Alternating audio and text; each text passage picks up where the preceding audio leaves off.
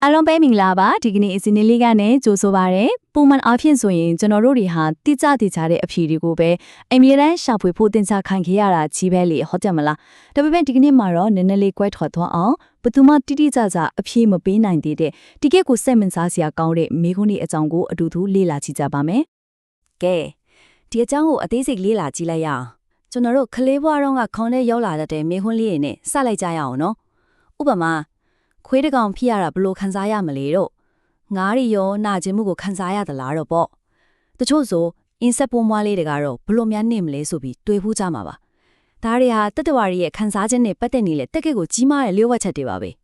အဲ့ဒီကနေမှထစ်စင်နင်းနေထပ်ပြီးကျဲပြန်တွေးကြည့်အောင်ပါ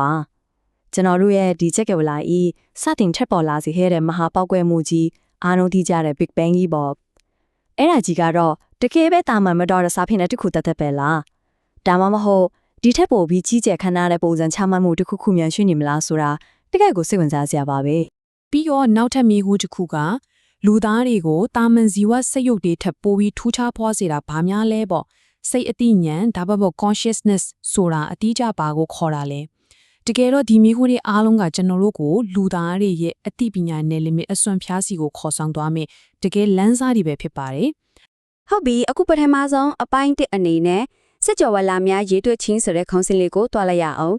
ဒါကတော့တကယ့်ကိုအကောင်းဆုံးသရုပ်ဖော်ပြတာနေတာပါပဲဘာလဲဆိုတော့ကျွန်တော်နေတိုင်းမြင်တွေ့နေရတာနီမင်းကြီးရဲ့အရွယ်စားကိုပြောတာပါနီမင်းကြီးရဲ့အရွယ်စားကဘလောက်တောင်ကြီးမားတယ်လဲဆိုရင်သူ့အထဲမှာကျွန်တော်တို့နေထိုင်နေတဲ့ကမ္ဘာကြီးအလုံးကြီးတတန်းလောက်တောင်အတိအကျဝင်ဆက်နိုင်ပါတယ်ဒါကပိုကြီးမားတဲ့အတိုင်းအတာတွေစီမသွားခင်ကျွန်တော်တို့မန်းဆက်ကြည့်လို့ရအောင်နိုင်ရှင်ပြထားတာပါဒါပေမဲ့စဉ်းစားကြည့်ပါအဲ့ဒီလောက်ကြီးပါတယ်ဆိုတဲ့နေမင်းကြီးကိုအိုင်ကလေကျွန်တော်တို့ရဲ့နဂါးငွေတန်း Galaxy Milky Way ထဲမှာရှိနေတဲ့ကျေပေါင်းဘီလီယံ400ထဲကတင်းငယ်တဲ့အဆက်အပြောက်လေးတစ်ခုသာဖြစ်နေပြန်ပါတယ်။ပိုဒီအန်အောရှာကောင်းနာကကျွန်တော်တို့ရဲ့အဝေးကြီးမှန်ဖြောင်းနေတဲ့ရှာဖွေတွေ့ရှိထားတဲ့လောက်ဆိုရကိုပဲဒီလို Galaxy ပေါင်းကဘီလီယံ100လောက်ရှိနေလာပါပဲ။ဒီရက်ချက်ကိုပို့ပြီးမြင်သာသွားကောင်ဥမောင်လေးတစ်ခုပေးကြည့်မယ်နော်။ကျဲတလုံးစီဟာပဲတပွင့်ရွယ်စားပဲရှိတယ်လို့သဘောထားလိုက်ပါ။ကျွန်တော်တို့ရဲ့ Milky Way Galaxy တခုထဲမှာရှိတဲ့ကျဲတွေနဲ့တင်ပေ30ပတ်လဲအနက်3ပေလောက်ရှိတဲ့သဲတောင်ပြင်တစ်ခုလုံးအပြည့်ထွက်သွားပါလိမ့်မယ်။ဆိုတော့ကစက်ကြွတာတစ်ခုလုံးမှာရှိတဲ့ကျဲအားလုံးကိုသာကိုစားပြုရမယ်ဆိုရင်ကဘာမြေလောက်ကြီးတဲ့သဲတောင်ပြင်တောင်လုံးလောက်မှာမဟုတ်ဘူးဆိုတာသိကြပါရယ်။ကျွန်တော်တို့မမြင်နိုင်ပဲအရှင်ဟုန်နဲ့ဝေးခွာသွားနေတဲ့ Galaxy တွေဆိုတာပို့ပြီးတော့ကြီးမားကျယ်ပြန့်တဲ့ဖွဲ့စည်းပုံအကြီးစားရဲ့အစင်ပိုက်လေးတစ်ခုပဲဖြစ်နိုင်ပါတယ်။ဒီနေရာမှာ string theory လို့ခေါ်တဲ့ theory ကဘာကိုဆိုလို့လဲဆိုရင်ဒီကဘာကြီးကိုအလွန်တင်းငယ်တဲ့တုံခါနေတဲ့ကျိုးလေးတွေနဲ့တိစောက်ထားပြီးယူပါဗီတာနီယာမတွေလုံးဝမတူနေတဲ့အတိုင်းအတာစစ်တခု11 dimensions အထိရှိနိုင်တယ်အခြားစကြဝဠာတွေအများကြီးရှိနေနိုင်တယ်လို့ဆိုပါတယ်အခုဒီနေရာမှာတကယ်ကိုစိတ်ဝင်စားစရာကောင်းတဲ့အချက်တစ်ခုရှိပါတယ် string theory ရဲ့အဓိကတွက်ချက်မှုတစ်ခုရာဖြစ်တည်နိုင်ခြေရှိတဲ့စကြဝဠာရည်ထွက်ဟာတဲရဲ့ထက်ကိန်း900အထိရှိနေတယ်လို့ဆိုပါတယ်ဆိုလိုတာကတင်တော့မှာ300အလုံးကြီး900တောင်ပါဝင်တဲ့ကဏ္ဍမျိုးပါတကယ်ကိုစစ်ကူးနေတောင်မှမှန်စားလို့မရနိုင်လောက်အောင်ကိုများပြားလို့နဲ့ရေတွက်ကြီးပါပဲ quantum theory ရဆိုရင်တော့အဆုံးမရှိတဲ့အပြိုင်စကားဝလာတွေ parallel universes တွေရှိနေနိုင်ပါတယ်တဲ့ရေစရာတစ်ခုအနေနဲ့ပြောရရင်ဒီလိုအဆုံးမရှိတဲ့အပြိုင်စကားဝလာတွေကတစ်ခုမှဆိုရင်လူတယောက်ဟာဂုံထူးတွေနဲ့ဘွဲရနေတဲ့အချိန်မျိုးတောင်ထိနေနိုင်တာပေါ့လ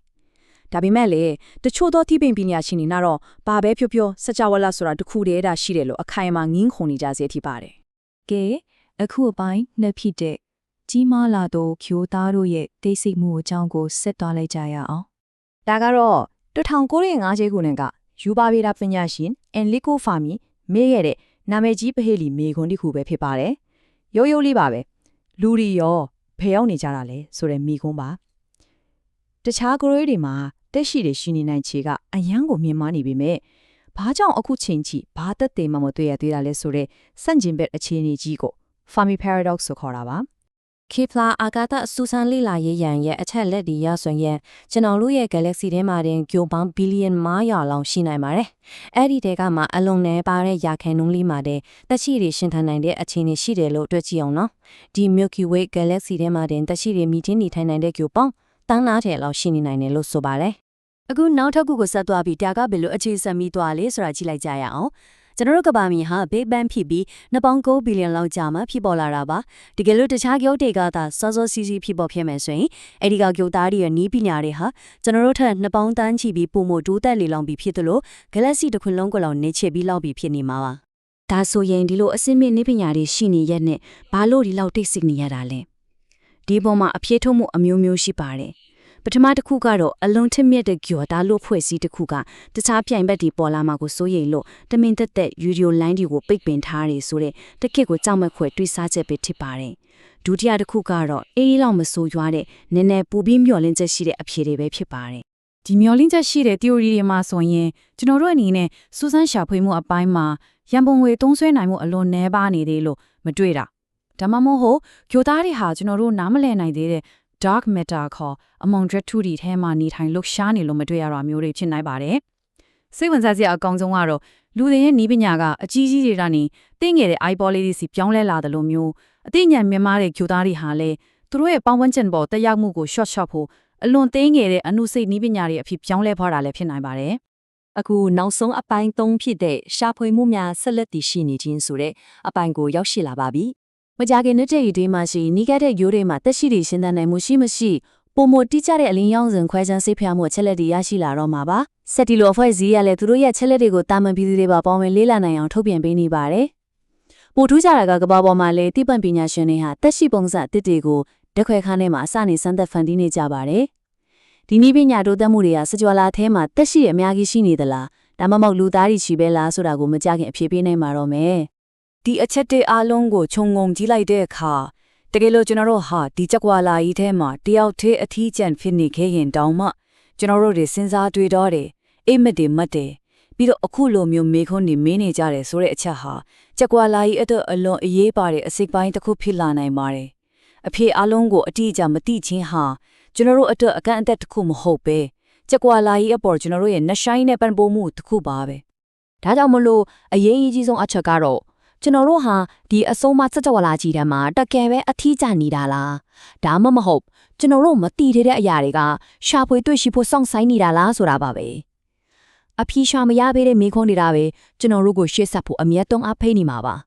ဒါကြောင့်အသိပညာရဲ့နင်းနေမဲ့အစွမ်းအဖျားတွေနဲ့ပတ်သက်ပြီးအမြဲတမ်းစူးစမ်းလို့စစ်တွေဆက်လက်ရှင်သန်နေကြပါစေလို့တိုက်တွန်းရင်းဒီကနေ့တင်ပြမှုကိုဒီမှာပဲညီကုန်းချုပ်လိုက်ပါတယ်အားလုံးကိုကျေးဇူးတင်ပါတယ်